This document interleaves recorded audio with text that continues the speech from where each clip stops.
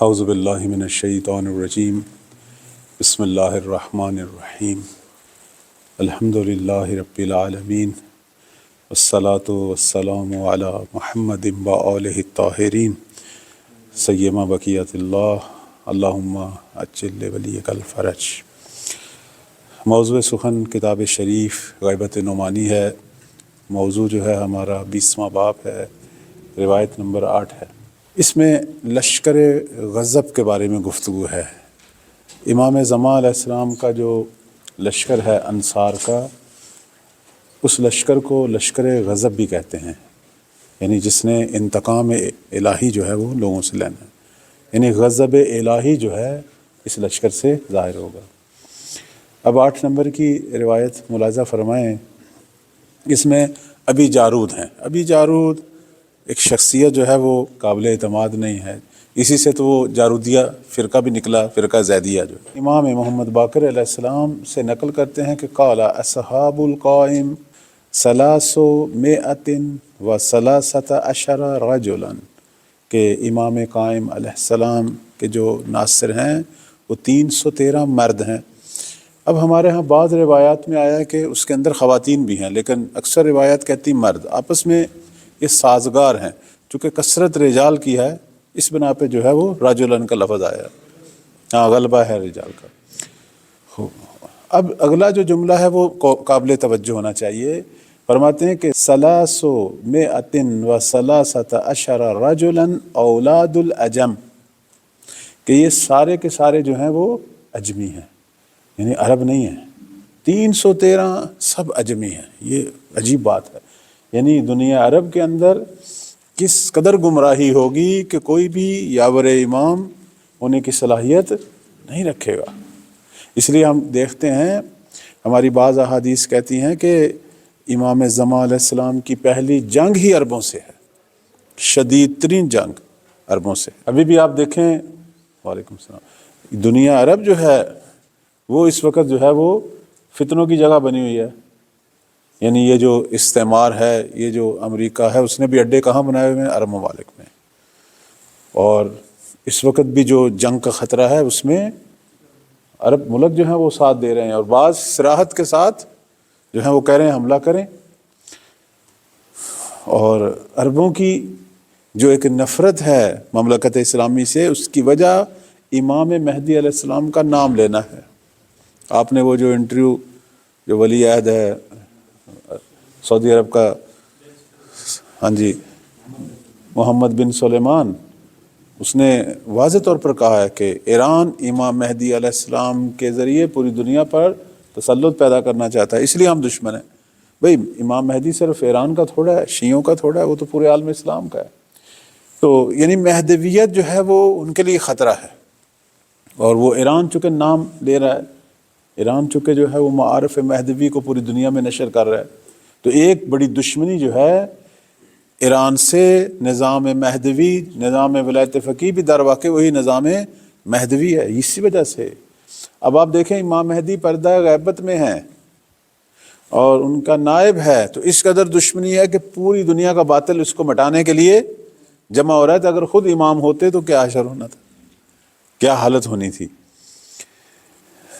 تو آج بلکہ میں ایک جگہ پہ صبح کے ٹائم ایک جگہ پہ کلاس تھی، تو اس میں نے طلاب سے پوچھا، اس میں ایرانی، پاکستانی، انڈین 3 ممالک کے اور افغانستان کے 4 ممالک کے طالب علم تھے۔ تو وہ مسجد جوادی عملی میں ہوتی ہے 9 بجے بدھ والے دن صبح۔ تو میں نے پوچھا ان سب سے کہ میرے ایک سوال کا جواب دیں، آپ سے بھی کر لیتے ہیں اب چونکہ یہ بات شروع ہو گئی ہے۔ میں نے کہا کہ یہ جو ایک شبہ پیش ہوتا ہے کہ اگر امام ہمارے درمیان ظاہر بظاہر ہوتے تو ہم جلدی زمینہ فراہم کرتے، چونکہ ایک وجہ زمینہ فراہم نہ ہونے کی یہ ہے کہ امام خود وجود رکھتے ہیں لیکن نظروں سے غائب ہیں۔ چونکہ نظروں سے غائب ہیں تو ہم مختلف مسائل میں مبتلا ہیں، لہذا بعض لوگ جو ہیں یہ شبہ وارد کرتے ہیں کہ اگر جس طرح دیگر انبیاء، جس طرح دیگر امام آئے، انہوں نے لوگوں میں تبلیغ کی، لوگوں کو منشور دیا، لوگوں کو امر و نہی کیا، بالآخر ایک جماعت جو ہے انہوں نے تیار کرنے کی کوشش کی، بعض جو ہیں وہ کامیاب ہو گئے، ہمارے پیغمبر جو ہیں وہ کامیاب ہو گئے اور حکومت شروع ہو گئی۔ مولا علی بڑا عرصہ کوشش کرتے رہے، بالآخر ان کا بھی ایک دور حکومت سامنے آ گیا۔ اس سے پہلے جناب داؤد علیہ السلام کے دور میں بھی ہم دیکھتے ہیں حکومت الہی شروع ہو گئی، حضرت سلیمان حکومت الہی شروع ہو گئی۔ اس سے پہلے حضرت یوشع بن نون، حضرت ذوالقرنین، بہت ساری مثالیں ہیں۔ خود حضرت نوح سب سے پہلے حاکم گزرے ہیں۔ تو خلاصہ یہ ہے کہ اگر نبی اور امام ظاہر بظاہر ہو تو جلدی زمینہ فراہم ہوگا، تو کیوں ہم جو ہیں وہ اس موضوع کو نہیں اٹھا رہے کہ ہم تعویلیں توجیہیں تو کر رہے ہیں، لیکن غیبت جو ہے یہ بذات خود ایک بہت بڑا امتحان ہونے کے ساتھ ساتھ ایک رکاوٹ ہے کہ مولا کے لیے زمینہ فراہم نہیں ہو رہا ظہور کا، یعنی تیاری نہیں ہو رہی۔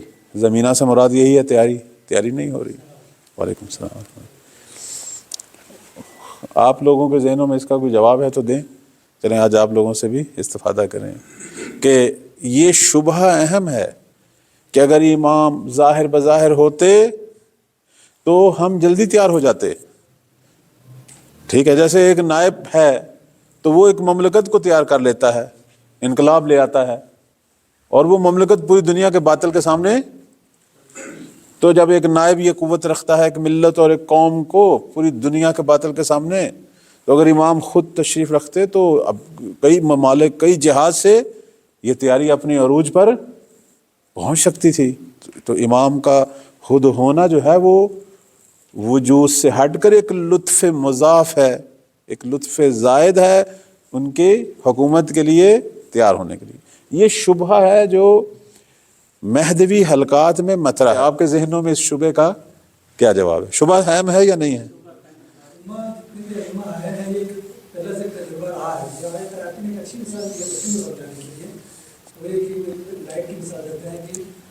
ایک کو توڑ دیا تو کیا ہے، گورنمنٹ جو ہے وہ اسٹیٹ میں جو میں کیا ہے وہ نہیں لگاتے تاکہ جب تک لوگوں سے ضمانت نہ لے لیں، جب تک نہیں توڑ رہے کہ ضمانت نہ دے دیں تو اس وقت ہم پھر بیٹھے نہیں لگائیں گے۔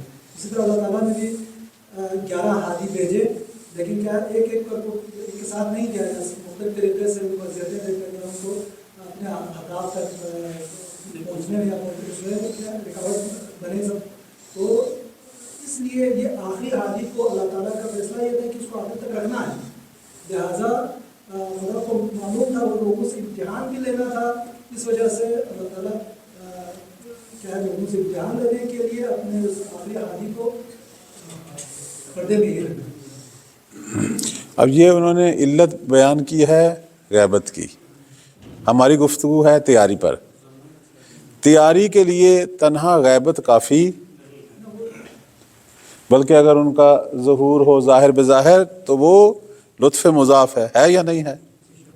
امام اگر لوگوں کے درمیان حضور رکھیں تو ہم جلدی اور بہتر طریقے سے تیار ہو سکتے ہیں۔ زمینہ چونکہ خود امام علیہ السلام کے ظہور سے پہلے وہ زمینہ فراہم ہو، امام خود کو اور اس کے ساتھ ساتھ یہ زمینہ بھی فراہم ہو جائے تو وہاں پر وہ اتنا اثر نہیں رکھتا، کیونکہ امام کے ظہور سے پہلے یعنی لوگ جو نا آمادے ہو جائیں کہ تمام زمینیں کو فراہم کر دیں پھر امام آئیں۔ امام کے ہوتے ہوئے امام نے تو قیام کرنا ہے، امام نے وہ عالمی انقلاب برپا کرنا ہے، تو وہاں پر وہ زمینیں کیوں نہیں ہے؟ زمینہ قبل ظہور ہے، اس کے حد سے کیونکہ خود امام کا نہ ہونا، کیونکہ اسی لیے کہیں کہ یہ آخری زمان میں جو امت ہے، اس میں جو امتحانات ہے، اس میں جو مقام و منزلت ہے وہ بہت یعنی عروج پہ ہے، اسی سبب سے ہے کیونکہ اس دور میں ان کا ایمان بہت مشکل سے مثلا اسی وجہ سے کیونکہ امام کا نہ ہونا میں کوئی اتنا مشکل نہیں ہے، کیونکہ قبل ظہور زمینہ خراب ہو جائے۔ اس کا ایک سبب ہمارا امتحان بھی ہو، اگر امام علیہ السلام موجود نہیں تو ہم نے کیا کیا کرو ہمارے پاس طریقہ امام آ گئے تھے، ہم نے یہ کام نہیں کیا تھا، اگر امام نہ تو ہم کرتے کہتے کہ ہمارا سبب یہ بھی ہو۔ آپ خود مطمئن ہیں ان جوابات پہ؟ لیکن نائبین کے ذریعے ممارست کرائی جا رہی ہے، خوب 1200 سال گزر گئے نہیں ہوئے نا، تو پس اس کا مطلب یہ ہوا، 1200 سال کے تجربے کا مطلب یہ ہوا کہ غیبت اور نائبین جو ہیں یہ ممارست جو ہے یا وہ تیاری جو ہے وہ نہیں کروا سکے. یعنی یہ تجربہ پچھلے صدیوں کے صدی میں صدی کو دیکھا جائے تو کافی سارے جی بہتری ہاں، لیکن کتنی نسلیں جو ہیں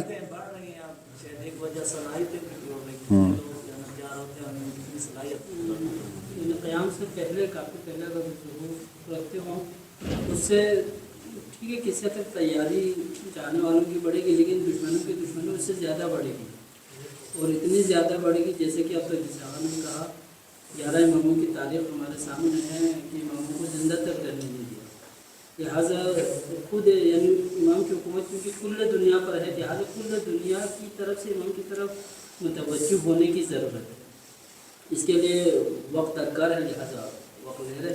تو میں بھی یہی کہہ رہا ہوں کہ 50 سال 100 سال 1100 سال گزر گئے اور ابھی بھی کوئی تضمین نہیں ہے کہ کتنے 100 سال کوئی دے سکتا تضمین. پھر بس اس کا مطلب ہے کہ غیبت کے اندر تیاری جو ہے وہ اس حد مطلوب تک نہیں پہنچ سکتی. خود اگر تشریف رکھتے سامنے ہوتے، جیسے ہمارے نبی اسلام نے حکومت بپا کرنی تھی تو 13 سال کے اندر انہوں نے ایک جماعت تیار کر لی تھی اور جزیرۃ العرب پر، تو اللہ اگر انہیں زندگی دیتا تو وہ تو بڑھ رہے تھے، روم سے ٹکرا رہے تھے یا نہیں ٹکرا رہے تھے. روم و ایران تک فوجیں جو ہیں وہ، اگر پیغمبر کو 10 سال اور مل جاتے پوری دنیا جو ہے وہ، جیسے بعد میں آنے، یہ تو پیغمبر عظیم الشان ان کا اخلاق، بعد والے خلفاء نے بھی اتنی پاور تھی کہ انہوں نے آدھی دنیا پر قبضہ کر لیا تھا یا نہیں کر لیا تھا. بنی عباس کے زمانے میں آدھی دنیا جو ہے ان کے ہاتھ میں تھی، اور اگر اس کے اوپر پیغمبر جیسی ذات ہوتی یا امیر المومنین تو یہ تو پوری زمین جو ہے ان کے تحت اختیار ہونی تھی. چانس کا ملا تھا نا 2 بار آپ بتایا تھا، لیکن ظاہر سیاسی قوت کے ذریعے سے تو دنیا کو اپنی طرف نہیں کر لینا، خدا کی سنت یعنی یہ نہیں ہے، ورنہ خدا کافی ہے نا، خدا کی طاقت کے مقابلے کوئی طاقت نہیں ہے. خدا طاقت بھی رکھتے اور چاہتے بھی ہیں لیکن نہیں کر رہے. کیوں نہیں کرے؟ کیونکہ یہ اس دنیا کے لیے رواج نہیں رکھا کہ یہ طاقت کے بل بوتے کو لوگوں کو کرنا ہے. لہٰذا لوگوں کو امام کے حوالے سے معرفت اور شناخت دینے کی ضرورت ہے تاکہ لوگ خود سے آ جائیں اس طرح. صحیح. بھئی آپ خود مطمئن ہیں؟ میرا سوال یہی ہے. خود امام کی شاید اصل ضرورت نہ ہو، البتہ معاصر اپنی جگہ پر ہے کہ امام ہو اور نہ ہو، اس میں آسمان و زمین کا فرق ہے. ہاں، لیکن یہ ہے کہ امام نہ ہو اور یہ ایک بہانہ بنا ہے کہ ہم تیاری بھی نہیں کر سکیں گے اور تیاری نہیں کریں گے، شاید یہ ایک قسم کی بہانہ ہو. تو اگر امام کے ہونے کے ساتھ ساتھ حکومت سے قیام کرنا جی جی یہ 100% یقینی بات ہو، تو پہلے ائمہ کے زمانے میں بھی ایسا ہی ہوا ہے کہ امام حاضر ہوتے تھے ان کے سامنے مقدس، لیکن اس کے باوجود قیام جیسے کہ الہی حکومت قائم نہیں کر سکے. اور ابھی بھی کوئی تضمین نہیں کہ ابھی امام آئے تو فوراً جیسا سب امام کے طور پر جو ہے وہ عمل کرتے ہیں. صحیح. اللہ اگر ہم اس حساب سے اگر دیکھا جائے تو پھر سوال یہاں یہیں پر اٹھتا نہیں نا. مثلا اگر ہم یہ کہیں کہ امام زمانہ خود موجود ہوتے یا ایک بار آ کے ہماری مدد کرتے تو پھر یہ شاید زیادہ کاربن ہوتا. اگر یہ سوال تو ہم تھوڑا آگے بڑھائیں پروردگار کے بارے میں اگر ہم یہ سوال کریں کہ اللہ ایک بار اپنی جھلک دکھاتے تو سارے مسلمان ہو گئے، شبہات تو پھر وہاں بھی. اس لیے ہم اسے یہ کہہ سکتے کہ امر الہی ہے، اس وجہ سے ہم اس کو سر تسلیم ہم کر کے مان لیتے ہیں کہ اللہ نے کہا کہ قیامت کب آئے گی. جب سوال ہوگا یعنی اللہ کی مرضی ہے، جب چاہے اسے بتا کرے. اب ظہور جو ہے وہ موقوف ہے ہماری تیاری پہ. وہ اذن رب جو ہے وہ اس صورت میں حاصل ہوگا جب ہم تیار ہوں گے. ظہور موقوف ہے ہماری تیاری پہ. لیکن مثلا اس سے تیاری کے حوالے سے شاید کنفیوژن ہے معاشرے میں تو یقیناً ہے، لیکن علماء کے بیچ میں بھی ہے کہ تیاری سے مراد کیا ہے، کیا کرنا ہے کہ تیاری ہو. تو اس میں کم سے کم جو چیز لازمی ہونی چاہیے کہ معرفت امام ہے.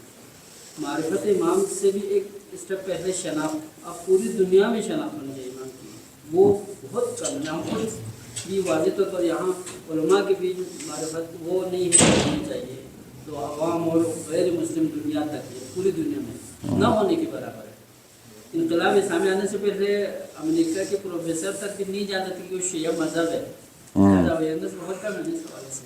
جی خوب آگا جی، مولا کا ظہور جو ہے درست ہے، ارادہ الہی ہے، اللہ تعالیٰ کا ہی ارادے سے ظہور ہوگا، لیکن اللہ کب ارادہ کرے گا؟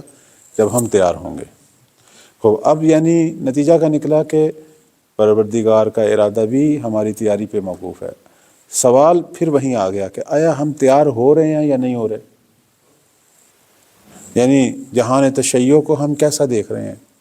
اب آپ یہ کہیں گے جی پہلے سے حالات بہتر ہیں۔ خوب، یعنی اب کیا تضمین ہے کہ حالات بگڑ جائیں، بہتر ہو جائیں؟ اور 1200 سال گزر گئے، ابھی تک تیاری جو ہے وہ ہماری نتیجہ کے ثابت نہیں ہوئی، اور اس میں کتنی ہی نسلیں آئیں چلی گئیں جو کہ مورد ظلم بھی واقع ہوئیں۔ اور اب یہاں لوگوں نے یہ سوال اٹھانا شروع کیا کہ کاش امام ہمارے درمیان میں ہوتے تو یہ کام جلدی ہو جاتا۔ جیسے آپ دنیا کے اندر باقی رہبروں کو دیکھیں، وہ خود حضور ظاہری رکھتے ہیں اور جلدی تیاری ہو جاتی ہے، ٹھیک ہے۔ مثلا آپ انقلابات جو ہے دنیا میں مختلف ممالک میں دیکھیں، وہاں رہبر کا ظاہری حضور بہت اہم ہے، ٹھیک ہے۔ پیغمبر اور اولیاء میں بھی آپ دیکھیں ظاہری وجود بہت اہم ہے، یعنی وہ جو کام سینکڑوں سالوں میں ہونا ہے وہ چند سالوں میں ہو جاتا ہے۔ ہاں، اب یہاں ایک مسئلہ ہے، وہ یہ ہے کہ امام کی جان کو خطرہ ہے، اور ان کی غیبت کی ایک وجہ جو ہے وہ یہ ہے کہ پروردگار نے اس لیے مولا کو جو ہے وہ غائب فرمایا، جس طرح اس سے پہلے بھی حجج الہی کو غائب کیا کہ ان کی جب جان کو خطرہ، جیسے پیغمبر اسلام کو بھی غیبت ہوئی 3 روز غار ثور میں، جان کو خطرہ ہے۔ حضرت یوسف کی جان کو اپنے ہی بھائیوں سے 20 سال کے لیے انہیں کنعان سے غائب کر دیا۔ حضرت موسیٰ کی جان کو فرعون سے اور اس کے لشکر سے خطرہ ہوا ان کو، یعنی ہر جو بھی حجت خدا کے بارے میں آپ مطالعہ کریں گے تو جان اہم تھی، اور اس لیے کہ اللہ نے ابھی ان سے کام لینا تھا۔ اچھا، اب اس کا ایک نتیجہ جو ہے، اگر ہم اس کو بیان کریں تو اس کا ایک برا نتیجہ سامنے آتا ہے۔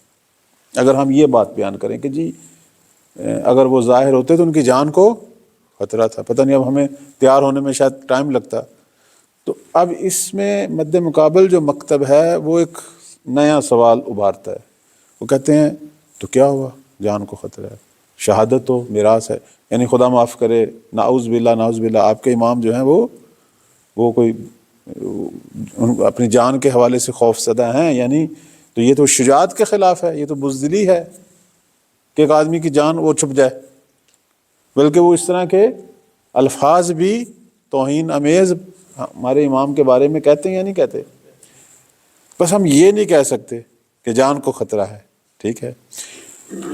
تو عرض خدمت یہ ہے کہ اب باقی چیزیں جو ہم بیان کرتے ہیں، جی آزمائش ہے یا دوسری چیزیں یا ناصر ابھی نہیں، تو یہ ساری حکمتیں ہیں۔ تو پھر وہ یہی کہتے ہیں کہ اگر وہ سامنے ہوتے تو آزمائشیں کم ہوتی، ناصر جلدی تیار ہوتے۔ یعنی یہ اس طرح ایک پیچیدہ سا یہ اشکال ہے، اسی لیے آپ سے میں نے آپ کی گفتگو میں جواب ہیں اس کے، ایسی بات نہیں ہے کہ جواب نہیں ہے، صرف اس کو ایک نظم دینے کی ضرورت ہے۔ چونکہ آپ ماشاءاللہ کافی عرصے سے درس مہدویت سے منسلک ہیں، آپ لوگوں کے مطالعات بھی ہیں، تو جواب آپ دے رہے ہیں، لیکن میں یہی آپ سے پوچھ رہا ہوں کہ یہ جواب اس شبے کو حل کرتا ہے یا نہیں کرتا، یا خود آپ کے اندر اگر شبہ ہے تو قانع کرتا ہے یا نہیں کرتا، یہی میں آپ سے پوچھ رہا ہوں۔ یہ جو سوالات ہیں نا، یہ ہر ایک کے لیے اپنا الگ الگ جواب ہے۔ مثلا یہ جان تو وہ اقرار کرتے ہیں کہ امام میرے ہم ڈر کے مطلب غیبت ہیں، تو ڈر کا مطلب ڈرنا کوئی مطلب کوئی بری چیز نہیں ہے، ڈر اس وجہ سے کہ اعلیٰ اہداف کو پانا ہے، اس لیے اس وجہ سے نہیں کہ امام نے اپنی جان عزیز ہے لہٰذا وہاں پہ زندہ رہنے کے لیے چھپے ہوئے ہوں، قائم کرنا ہے، اس لیے امام کی حیات ضروری ہے۔ اس طرح سے ایک ایک کر کے جواب دیا جا سکتا ہے۔ ہاں جی، ہمارے علاقے میں مثال دیتے ہیں کہ ہم 30 سال بندہ محنت کر کے میدان میں آتا ہے، یہ سپاہ والے 30 روپئے گولی کے ساتھ سانے کے لیے 30 سال جو ہے ضائع کر دیتے ہیں، ڈر نہیں ہوتا۔ اچھا میں اس کا ایک جواب دیتا ہوں، آپ لوگ جو ہیں بے شک میرے جواب کو نقد کریں، اگر آپ سمجھتے ہیں کانے کنندہ نہیں ہے تو شک اس میں جو ہے۔ اس کا جو ہے جواب وہ یہ ہے کہ یہ بات درست ہے کہ جس ہستی نے انقلاب لانا ہے وہ لوگوں کو آئے اپنا منشور بتائے، لوگوں کو تربیت دے، لوگوں کو تیار کرے، یہ عین فطری ہے۔ اور ہمارے پیغمبر اسلام صلی اللہ علیہ وسلم کی بھی یہی سیرت تھی، امیر المومنین کی بھی یہی سیرت تھی، باقی ائمہ بھی یہی چاہتے تھے۔ اور اس سے پہلے اگر انبیاء نے حکومت قائم کی ہے تو عملی طور پر پہلے لوگوں کی ہدایت کا انتظام کیا۔ بس حضرت داؤد علیہ السلام کے اگر آپ زندگی پڑھیں، انہوں نے بہت ہدایتی کام کیا، ہدایت سے متعلق بہت کام کیا۔ حضرت یوشع بن نون نے بہت کام کیا، اس لیے لوگ تیار ہوئے۔ حقیقت یہی ہے، لیکن یہاں ایک نکتہ ہے، وہ یہ ہے کہ اگر ہدایت کا کام پہلے ہو چکا ہو، جو کچھ کہنا تھا وہ کہا جا چکا ہو، تو پھر اس کا سامنے ہونا نہ ہونا برابر ہے، چونکہ جنہوں نے نہیں عمل کرنا وہ سامنے بھی ہوں گے تو عمل، اور جنہوں نے عمل کرنا ہے وہ ان کی غیر موجودگی میں بھی عمل، یعنی ارادہ جو ہے ہمارا مسئلہ رکھتا ہے، نہ کہ ادھر سے۔ دوسرے لفظوں میں اشکال یا شبے کی نوک ادھر نہیں ہونی چاہیے کہ وہ اگر ہوتے تو ہماری ہدایت کا سماع کرتے، کیونکہ وہ ہدایت کا سماع کر چکے ہیں۔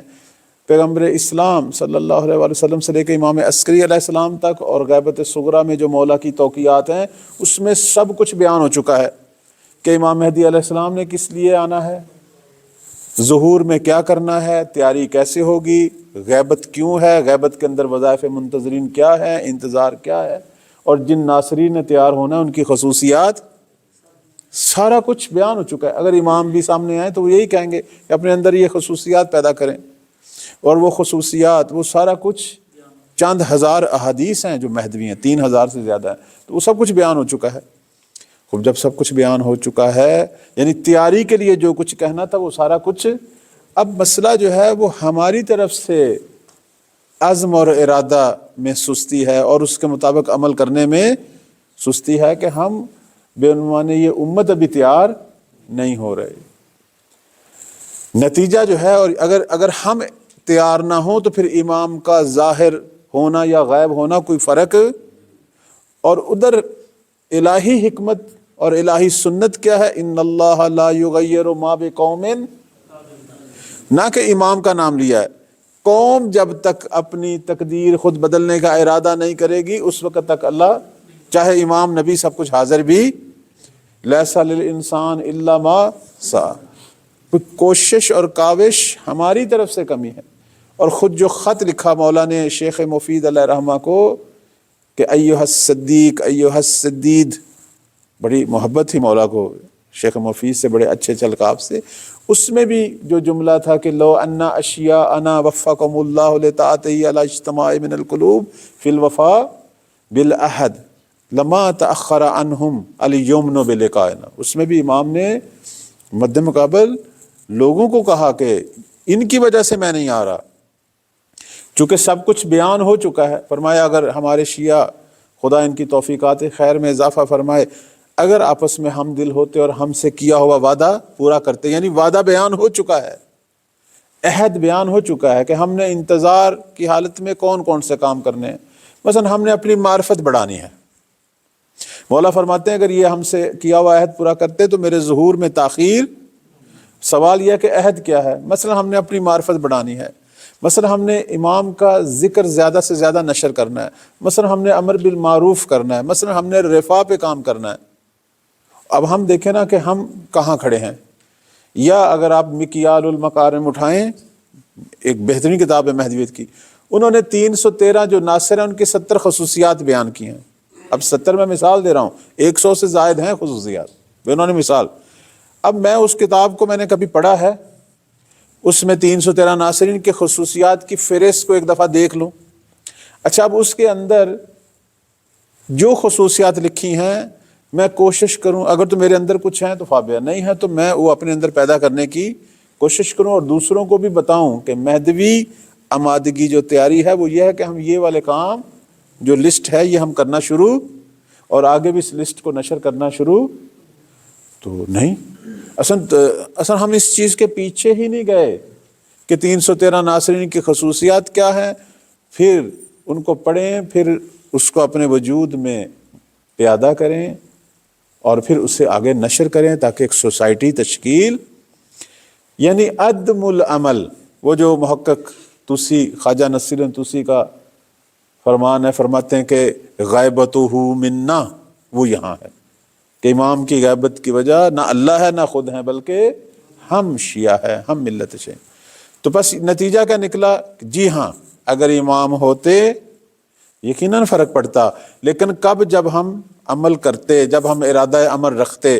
لیکن اگر ہم ارادہ نہ رکھیں تو پھر ان کا ہونا نہ ہونا کوئی فرق نہیں تھا، جس طرح باقی 11 شہید ہوئے یہ بھی ہو جاتے۔ لیکن اگر ہم، اب آپ کہیں گے کہ خوب ارادہ عمل کے لیے ہدایت پہلے موجود ہو نا، جی ہاں، یہاں ہدایت پہلے سے موجود ہے۔ 11 ائمہ نے سب کچھ بیان کر دیا کہ مہدی کے لیے تیاری کیسے ہوگی، انتظار کیا ہے، وظائف منتظرین کیا ہے، کیا انتظار کی خصوصیات کیا ہیں، ناصر کیسے تیار ہوں گے، ناصروں نے کون کون سے کام کرنے ہیں، ان کی کیا صفات ہے۔ مثلا میں ایک مثال پیش کرتا ہوں۔ امیر المومنین صلوات اللہ علیہ سے پوچھا گیا تو کہ مہدی کے ناصر کیسے ہوں گے۔ اب انہوں نے ایک جملہ فرمایا کہ یعرفون اللہ حق معرفتہ، یعنی وہ اللہ کی ایسی معرفت رکھتے ہوں گے جس طرح حق ہے معرفت رکھنے کا۔ اب حق ہے معرفت رکھنے کا، یہ یا اللہ کو پتہ ہے یا اس کے رسول کو پتہ ہے یا مولا علی کو پتہ ہے، ہمیں کیا پتہ معرفت کا حق کیا ہے۔ لیکن ناصر اتنی معرفت رکھیں گے کہ حق کے معرفت خدا ادا۔ اب آپ سے میں سوال کرتا ہوں، اب سب اہل علم ہیں، توحید میں کتنا ہم پڑھیں کہ حق کے معرفت جو ہے وہ ادا ہو؟ یقیناً آپ کہیں گے کہ اگر سب سے اعلیٰ ترین موحد بننا ہے تو سب سے پہلے آیات قرآن جو اللہ کی توحید کے بارے میں ہیں وہ ہم سب ان کو مطالعہ کریں، اس پہ غور و فکر کریں، اس کے ضمن میں جو تفاسیر ہیں ان کو بھی پڑھیں۔ دوسرے مرحلے میں ہم احادیث توحید جو ہمارے مجامع روائی میں ہیں ان سب احادیث توحید، تمام ابواب جو اللہ کے بارے میں ہیں وہ سارے ابواب پڑھیں۔ تیسرے مرحلے میں ہم ائمہ علیہ السلام کے جو مناظرے ہیں توحید پہ ان سب کو۔ چوتھے مرحلے میں ہم جو بزرگان کی کتابیں ہیں توحید پہ ان سب کو پڑھیں۔ علم کلام کی تاریخ سے متعلق کہ جس میں ہمارے بزرگان کے مناظرے ہیں، جیسے ابھی پاکستان کے ایک علاقے میں الہاد کا شبہ بڑھ رہا ہے، تو اب وہاں زیادہ توحید پر کام کرنے کی ضرورت ہے۔ ایک علاقے میں جو ہے وہ ولایت سے متعلق شبہات زیادہ ہیں، وہاں زیادہ ضرورت ہے۔ میں نے ایک دفعہ ایک استاد سے پوچھا کہ کم از کم ایک عالم دین کو کتنی توحید پڑھنی چاہیے؟ اس نے کہا 1000 گھنٹہ۔ اب آپ خود ذرا تصور فرمائیں، 1000 گھنٹہ اگر میں روزانہ 4 گھنٹے توحید پڑھوں تو کتنے دن لگیں گے؟ 250۔ سادہ سا جواب ہے۔ انسان توحید کا متخصص بن سکتا ہے 4 گھنٹے اگر ہر روز دے، تو پھر ہم حق کے معرفت کے نزدیک پہنچ جائیں گے۔ کیسے؟ کہ پڑھنے کی حد تک ہم سب کچھ پڑھ لیں گے۔ یقیناً جب ہم اتنا وسیع مطالعہ کریں گے خواہ نہ خواہ ہمارے عمل پر بھی اس کا اثر ہوگا، ہماری اندر کا باطن بھی تبدیل ہوگا، ہماری عادات اخلاق، واقعاً مزاج توحیدی ہو جائے گا۔ جیسے ابھی آپ لوگ مہدویت زیادہ پڑھ رہے ہیں، تو اب آپ جب اپنے علاقے میں جاتے ہیں تو لوگ خواہ نہ خواہ آپ سے توقع رکھتے ہیں مہدوی بات کرنے کی۔ کیوں؟ چونکہ آپ کا مزاج مہدوی ہے، آپ شوق رکھتے ہیں، مطالعہ رکھتے ہیں، گفتگو کرتے ہیں۔ ایک آدمی جو ہے وہ مثلا فقہ کے موضوع پہ زیادہ، تو مزاج اس کا فقہی ہے۔ اچھا، اب یہ ہے توحید۔ اسی طرح بحث نبوت ہے، اسی طرح بحث ولایت ہے۔ معرفت کی بحثیں کامل ہونے کے لیے چند سال کافی ہیں، لیکن اگر ہم نہ کرنا چاہیں تو 10 سال 20 سال بھی حوضے میں بیٹھے رہیں، کوئی فرق ہے؟ تو بس میں یہ عرض کرنا چاہتا تھا کہ یعنی وہی جو بات ہے کہ ہماری طرف سے مسئلہ ہے، اگر یہی حالت ہماری رہے، ہماری سے مراد ہم کی نہیں، کلی میں بات کر رہا ہوں، تو امام ظاہر بھی ہو جائیں تو کوئی خاص فرق پڑنے والا، ہاں ان کا دیدار کرنے والے، ان سے پھونک مروانے والے، تعویذ لینے والے، اپنی جو دیگر حاجات جو ہم حرم جا کے معصومین کے جو وہ رش ہو جائے گا، بس ٹھیک ہے، وہ اس طرح کا رش تو بڑھ جائے گا مولا کے پاس، لیکن پھر بھی جس ہدف کے لیے وہ ظاہر ہوں گے وہ ہدف وہ اس وقت پورا ہوگا جب ہم خود چاہیں گے اس ہدف کی طرف جانا جو ہے وہ چاہیں گے۔ جیسے آپ کی خدمت میں عرض کریں، یہاں چونکہ بات اب ناصروں کی ہو رہی ہے، چھوٹا سا یعنی ایک واقعہ آپ کی خدمت میں صرف عرض کرنا چاہتا ہوں. ایک اہم ترین شخصیت خود حضرت عیسیٰ علیہ السلام ہیں جنہوں نے امام کی نصرت کرنی. حضرت عیسیٰ علیہ السلام، اب دیکھنا ان کے بارے میں گفتگو، ہماری کتنی معلومات ہیں حضرت عیسیٰ کے بارے میں؟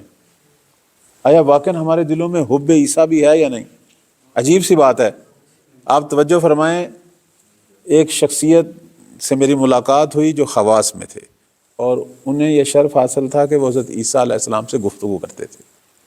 حضرت عیسیٰ زندہ ہے نا، آسمانے، تو وہ ان سے کبھی کبھی، تو میں ان سے میری ملاقات ہوئی تو انہوں نے کہا کہ آپ مہدوی گفتگو فرماتے ہیں تو آپ کی آج میٹنگ کروا دیں. وہ چونکہ میں انہیں جانتا بھی ہوں، وہ بہت عرفانی مزاج ہیں، بہت ان کی ٹائم جو ہے وہ ریاضت میں گزرتا ہے.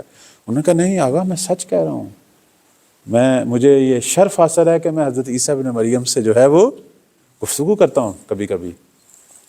انہوں نے کہا پہلے مجھے سمجھ نہیں آئی تھی، میں اسی طرح ریاضت کے دوران ایک دم ایک حجاب ہٹا، پھر دوسرا، پھر تیسرا، پھر چوتھا، تو ایک شخص دیکھا جس نے مجھے سلام کیا اور میں حالت شوق میں تھا کہ یہ کیا ہوا. پھر انہوں نے دوسری دفعہ سلام کیا، پھر تیسری دفعہ، پھر میں جواب کیوں نہیں دے رہے؟ میں گھر میں بیٹھا تھا اپنے، یہ کیا ہوا؟ آپ کون ہیں؟ انہوں نے کہا میں عیسیٰ ابن مریم. پھر نظروں سے غائب ہو گئے. کہتے میں پھر کلیسا گیا، عیسائیوں کے چاند کلیسا گیا، تو ان کے پاس تصویریں ہیں، جو ان کی تصویریں ہیں بالکل اسی طرح کی. یہ تصویریں صحیح ہیں، یہ جو حضرت عیسیٰ کی تصویریں آ رہی ہیں یہ پتہ نہیں صدیوں سے چلی آ رہی ہیں، اس سے ملتی جلتی ہی. پھر دوبارہ کہتے ہیں مجھے ایسے ہی اتفاق ہوا، تو پھر اب ہونے لگ گئی گفتگو ہلکی پھلکی. تو کہتے ہیں کہ آپ کی کرواؤں؟ ٹھیک ہے. اب وہ خود واسطہ بن گئے، چونکہ مجھے تو نظر نہیں آ رہے تھے، انہیں نظر آ رہے تھے، چونکہ وہ اہل ریاضت تھے. تو انہوں نے کچھ پڑھا تو انہوں نے کہا جی وہ آپ کو سلام کہہ رہے ہیں.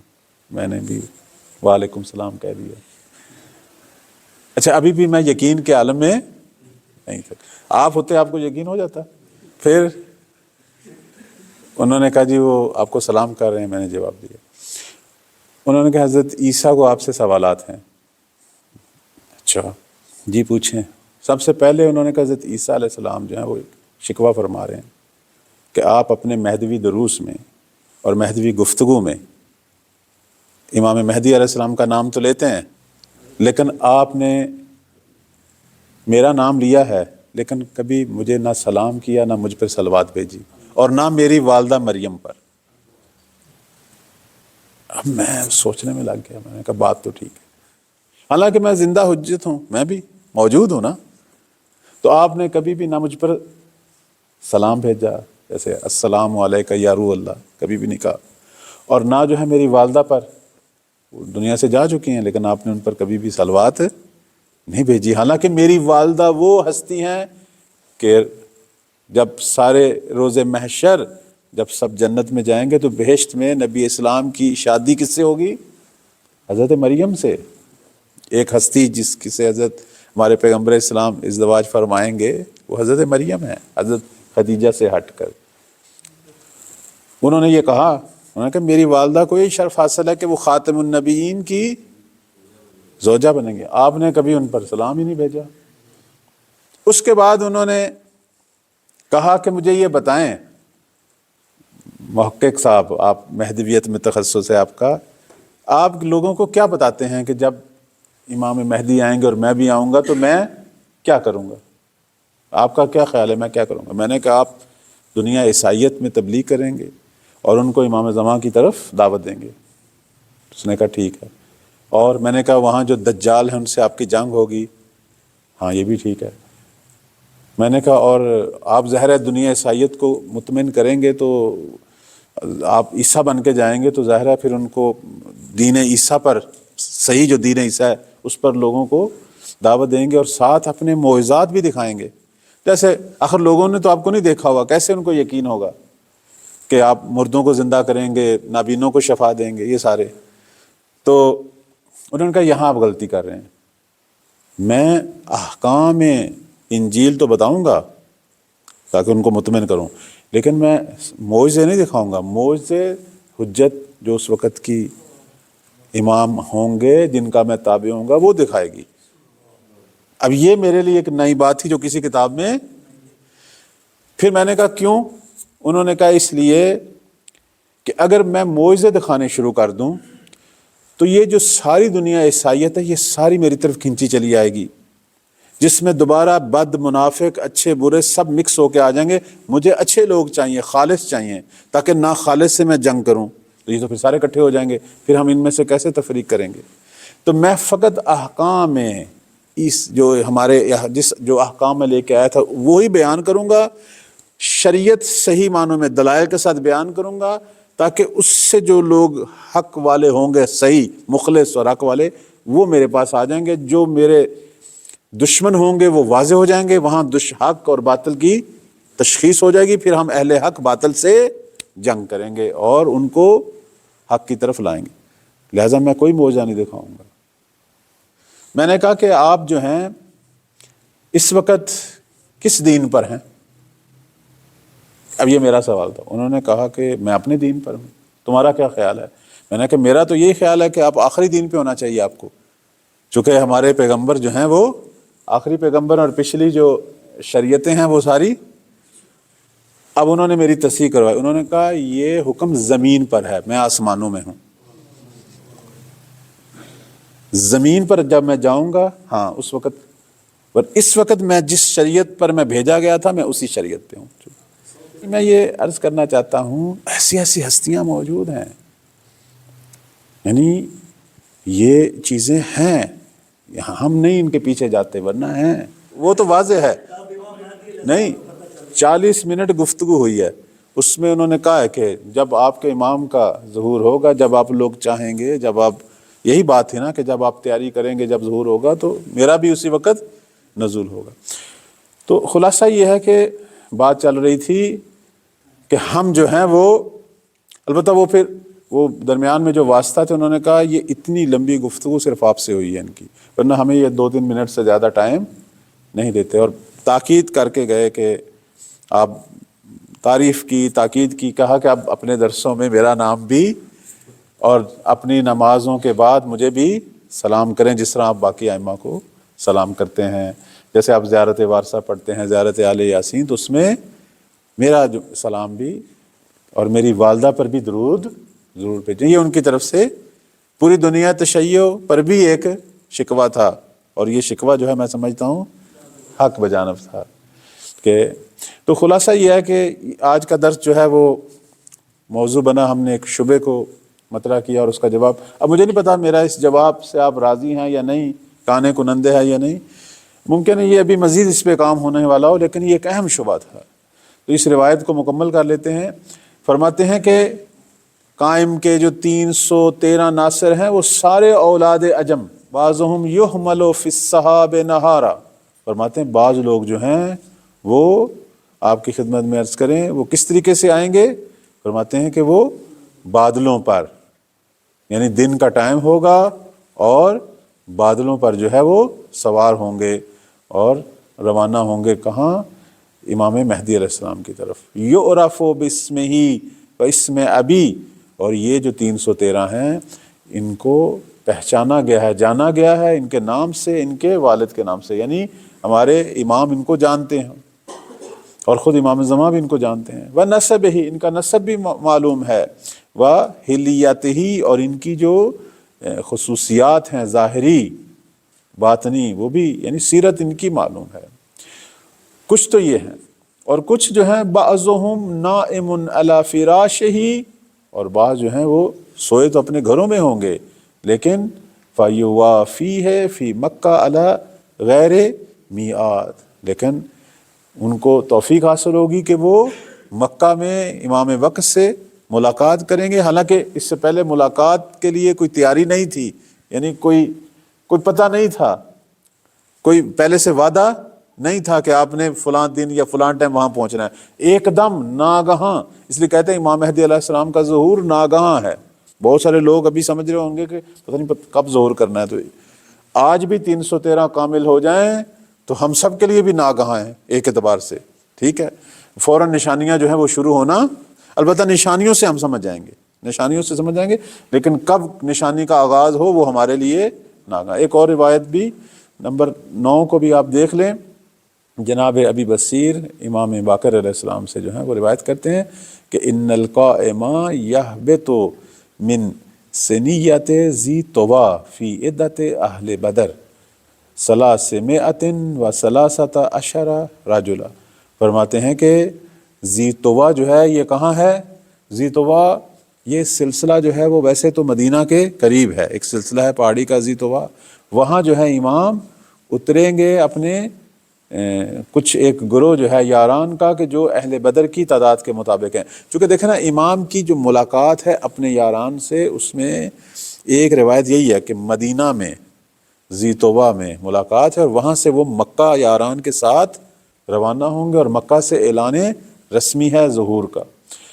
بعض کہتے نہیں جب مکہ پہنچیں گے تو وہاں جو ہے جس طرح پچھلی روایات مکہ کا نام لے رہی ہیں، لیکن یہ روایت جو ہے وہ ذی طویٰ کا نام لے رہی ہے۔ حتیٰ یسند ظہرہ، یہاں تک کہ وہ اپنی جو ہے وہ پشت کو ٹیک لگائیں گے الی الحجر الاسود، اور یحز الرایۃ الغالبہ، اور وہ پرچم جو ہے جو فتح کا پرچم ہے اسے لہرائیں گے۔ اور وہ فتح کا پرچم کون سا ہے؟ ہمارے پیغمبر اسلام صلی اللہ علیہ وآلہ وسلم کا پرچم۔ اور اس کے بعد علی بن حمزہ کہتے ہیں کہ فَذَكَرْتُ ذَلِكَ لِأَبِي الْحَسَنِ مُوسَى بْنَ جعفر، ہم نے یہی جملے جو ہیں امام باقر علیہ السلام کے 7ویں مولا کی خدمت میں بھی بیان کیے۔ فَقَالَ کتاب منشور، تو انہوں نے فرمایا کہ یہ کتاب منشور میں ثبت ہے۔ یہ کتاب منشور جو ہے یہ حقیقت میں وہی حضرت کی کتاب ہے، جو امام مہدی علیہ السلام کو جو لوح ملنی ہے کہ جس میں اللہ کی طرف سے جو حضرت کو دستور ملا ہے، جو الواح پہلے سے نازل ہوئیں، اس میں جو حضرت کی لوح ہے اسے کہتے ہیں کتاب منشور کہتے ہیں، اس کے اندر یہ چیز جو ہے وہ درج ہے۔ پروردگار ہم سب کو توفیق دے مولا امام زمان علیہ السلام کے ناصرین میں سے انشاءاللہ قرار پائیں، ان کا دیدار نصیب ہو، ان کا ظہور جو ہے ہم اپنی زندگی میں دیکھیں اور مولا کے خدمت گزار قرار پائیں انشاءاللہ۔